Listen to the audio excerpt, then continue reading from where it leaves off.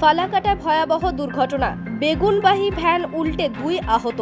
ফালাকাটা ব্লকের তাসাটি ফুটবল মাঠ সংলগ্ন এলাকায় বৃহস্পতিবার রাতে একটি ভয়াবহ সড়ক দুর্ঘটনা ঘটেছে।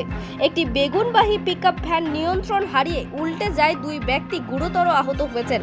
প্রত্যক্ষদর্শীরা জানিয়েছেন, জলপাইগুড়ি জেলার বানারহাট থেকে ফালাকাটার কৃষক বাজারের উদ্দেশ্যে এই ভ্যানটি যাচ্ছিল।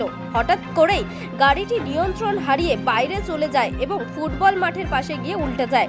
দুর্ঘটনার তীব্রতা এতটাই ছিল যে গাড়িতে থাকা 2 ব্যক্তি ঘটনাস্থলে আহত হন। খবর পেয়ে ঘটনাস্থলে ছুটে যায় জটেশ্বর ফাঁড়ির পুলিশ। আহতদের উদ্ধার করে স্থায়ী হাসপাতালে পাঠানো হয়। এই দুর্ঘটনার জেরে এলাকায় চাঞ্চল্য ছড়িয়ে পড়েছে।